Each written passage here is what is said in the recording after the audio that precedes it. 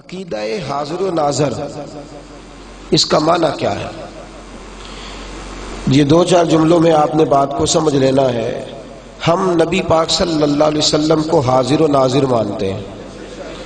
ہمارا یہ عقیدہ ہے کہ ہر مکان کا اجالا ہمارا نبی، ہم حاضر و ناظر مانتے ہیں، لیکن لوگ جو نظریہ ہمارے ذمہ لگاتے ہیں وہ ہمارا نظریہ ہے نہیں۔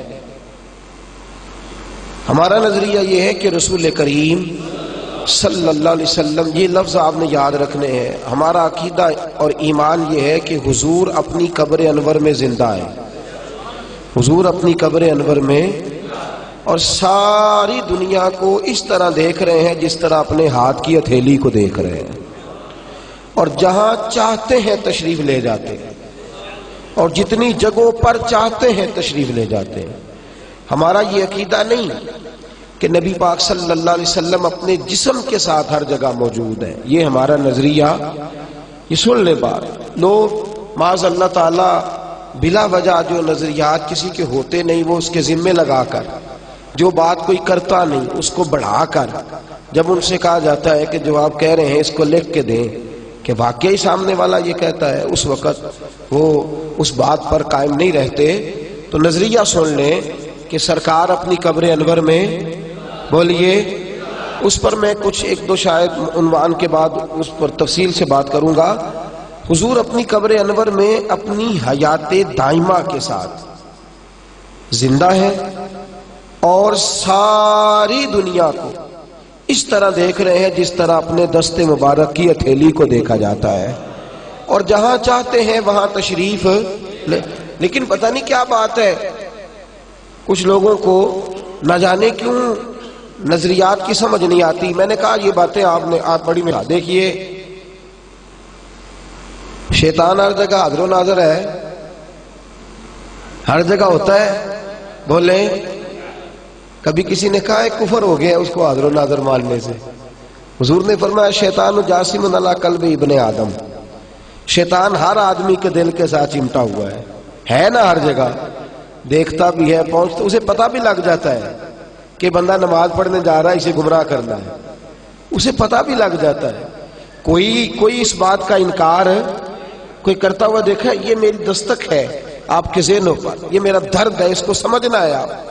شیطان مردود، لعین، دشمن اللہ تعالیٰ کا، دشمن اللہ کے بندوں کا، وہ ہر جگہ موجود ہے۔ وہ لوگوں کی نیتیں، لوگوں کے ارادے، لوگ کیا نیکی کرنے جا رہے ہیں، ان سب سے آگاہ مانا جائے تو شرک نہیں ہوتا، اور اگر رسول پاک کو مانا جائے تو شرک کیسے ہو جاتا ہے؟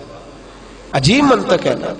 دشمن کے لیے طاقت مانو، دشمن کے لیے مانو تو کوئی کفر نہیں، اور اگر محبوب کے لیے مان لو، میرے اعلیٰ حضرت فرماتے ہیں میں تو مالک ہی کہوں گا، میں تو مالک ہی کہوں گا، کیونکہ ہو مالک کے حبیب، یعنی محبوب و محب میں نہیں تیرا میرا، میں تو مالک ہی کہوں۔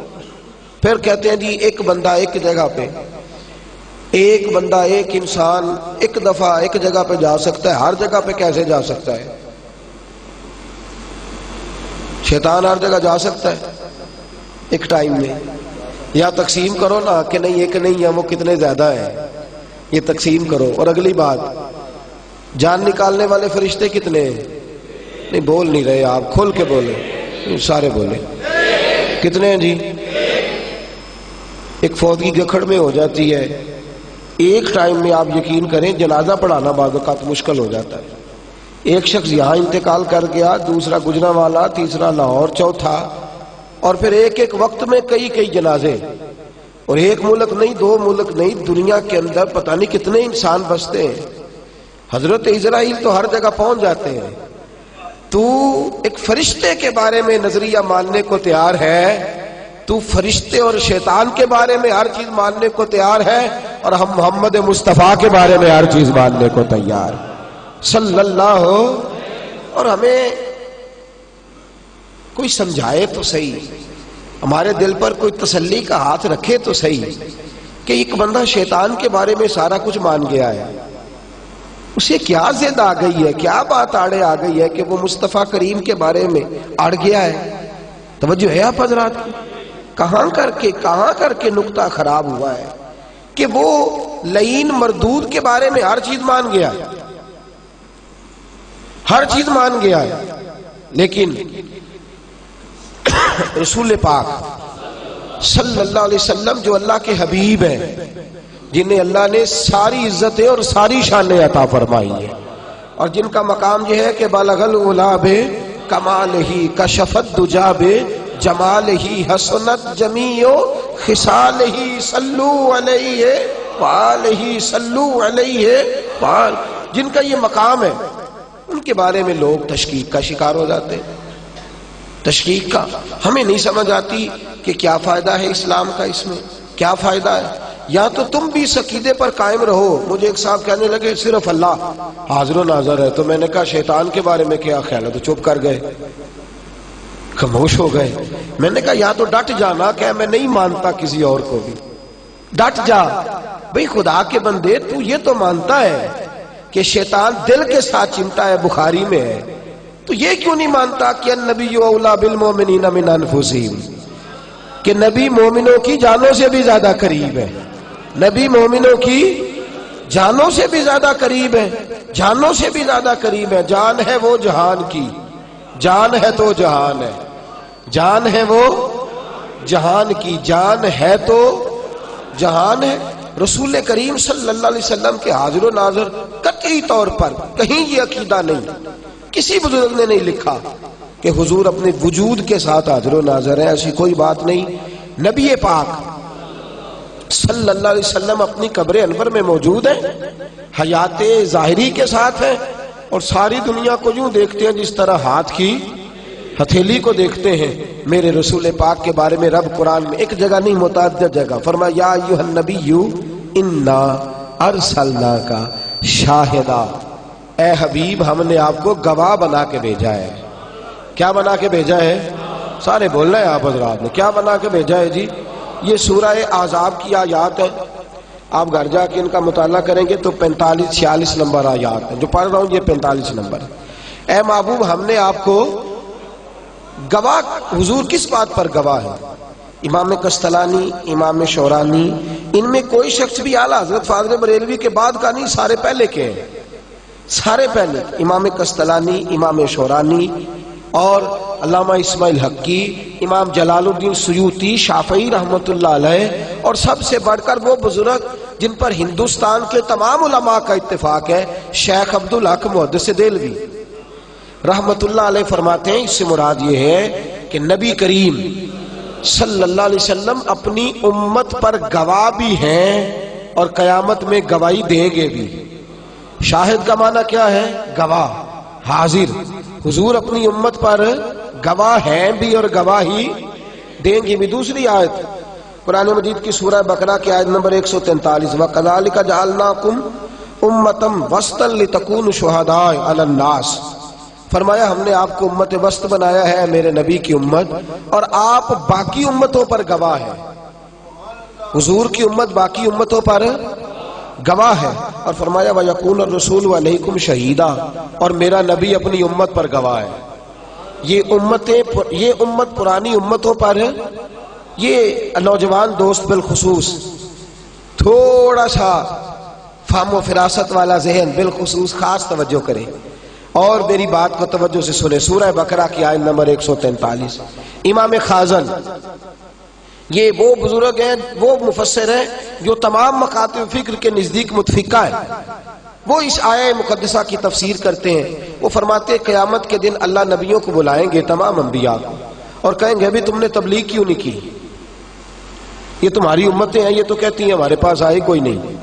حضرت موسیٰ کی امت، جناب عیسیٰ کی امت، حضرت نوح علیہ السلام کی امت علیہ السلام، یا اللہ کوئی نبی نہیں آیا، ہمیں تو کسی نے پیغام ہی نہیں دیا۔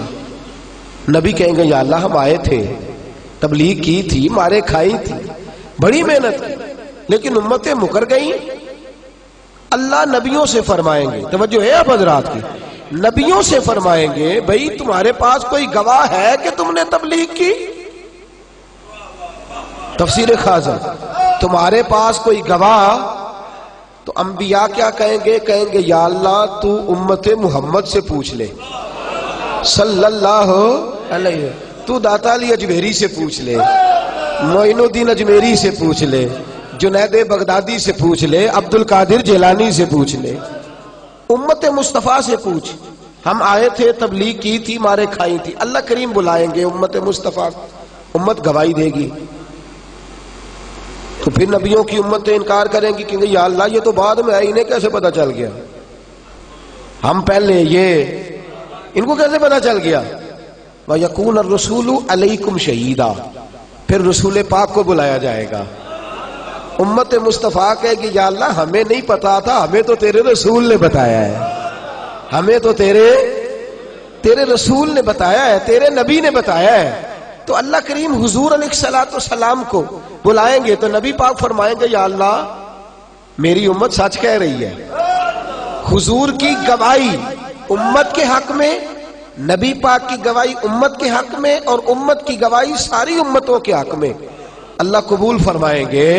تو میرے دوست، جو رسول آنے سے پچھلی امتوں پر نظر رکھ سکتے ہیں وہ بعد میں آنے والوں پر کیسے نظر نہیں رکھتے؟ پچھلوں پر نظر ہے، پچھلوں پر، رسول پاک صلی اللہ علیہ وسلم کی پچھلوں پر نگاہ، بھئی پچھلوں پر تو نظر ہو گئی۔ سنیے، صحیح بخاری کی حدیث ہے، کتاب کا نام تسی مینوں نہیں دس دے تے انہاں نوں تساں کی دسنا ہے؟ اللہ تہاڈا بھلا کرے۔ ایک کوئی گل کریا جے بعد وچ آکھیا جے اسی تے ایڈے پڑھے ہی نہیں، با موٹی گل، اسی ایڈے جیڑا کم تساں کرنا سی نا، جیڑا تساں کرنا سی او پہ کر دین، اسی تے ایڈے اے جاگیا جے ذرا اللہ خیر فرمائے، موٹا لفظ ایک ہی یاد کیا ہوا ہے، اسی ایڈے بس کافی ہے۔ تے جیڑا تانوں پہ پوچھدا ہے انہیں کدوں پی ایچ ڈی کیتی ہے؟ انہوں آکھو بھائی ادھر آ، میں سن کے آیا ہوں گل۔ صحیح بخاری، راوی کا نام عبداللہ ابن عباس، یاد رہے گا؟ کھل کے بولے انشاءاللہ، زور سے بولے انشاءاللہ۔ راوی کا نام کیا؟ حضرت عبداللہ، کتاب کا نام اور مشہور حدیث ہے۔ حضرت عبداللہ ابن عباس فرماتے حضور خچر پر بیٹھے تھے، دو قبروں کے پاس سے گزرے تو حضور کی خچر اچھلنے لگی، بدکنے لگی۔ نبی پاک خچر سے اتر آئے اور فرمایا دو ٹہنیاں لاؤ۔ دو ٹہنیاں لائی گئیں تو نبی پاک نے ان دو قبروں پہ رکھ دیں۔ حضرت عبداللہ ابن عباس کہتے ہیں یا رسول اللہ کیا ہوا؟ فرمایا ان دو قبروں والوں کو عذاب ہو رہا تھا، ان دو، کوئی نہیں سمجھ آ رہی ہے آپ کو، ان دو، تو فرمایا میری خچر کو پتا چل گیا ہے، جس خچر پر نبی بیٹھ جائے اس خچر کو اللہ علم عطا فرما دیتا ہے، جس خچر پر رسول بیٹھ جائے اس خچر کو علم آ گیا ہے، تجھے ابھی تک نہیں آیا؟ کہا خچر کو پتا چل گیا، یہ اچھلنے لگی۔ میرے حبیب فرماتے ہیں میں نے ان پر رکھیاں ٹہنیاں، جب تک تسبیح پڑھتی رہیں گی ان کی عذاب کے اندر آسانی رہے گی۔ اب سن لے بات، کوئی صحابی نہیں جانتا قبریں کس کی ہے، کون ہے قبروں کے اندر، کسی کو خبر نہیں۔ میرے محبوب فرماتے ان دو قبروں میں جو بندے ہیں وہ مجرم تھے، وہ پتہ نہیں کہاں تنہائی میں رہتے تھے۔ میرے نبی کریم صلی اللہ علیہ وسلم نے فرمایا ان سے غلطیاں ہو گئیں، انہیں عذاب ہو رہا۔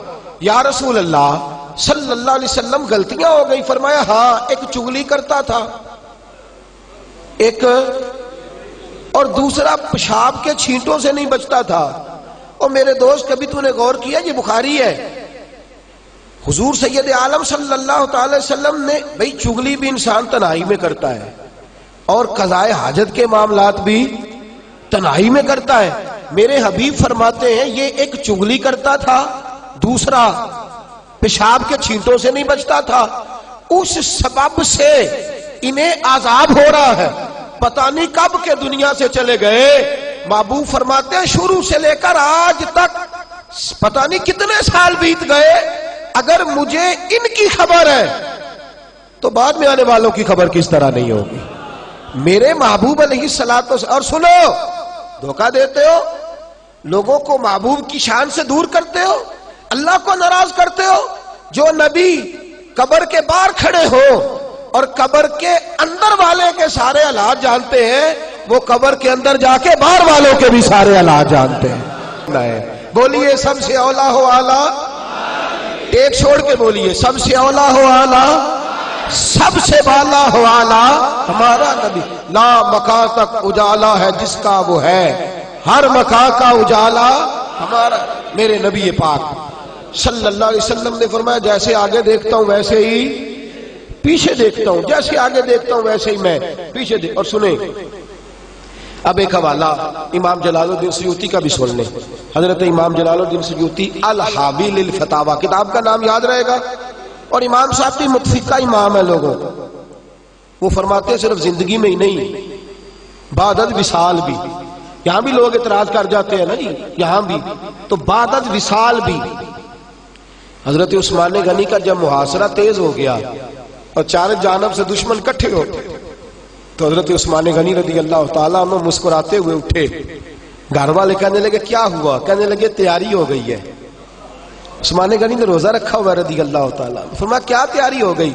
فرمایا حبیب مجھے خواب میں ملے، اور حضور سید عالم صلی اللہ علیہ وسلم نے فرمایا عثمان پریشان نہیں ہونا، روزہ آج میرے ساتھ کھولنا ہے، روزہ میرے ساتھ کھولنا ہے۔ فرمایا میری شہادت کا دن ہے۔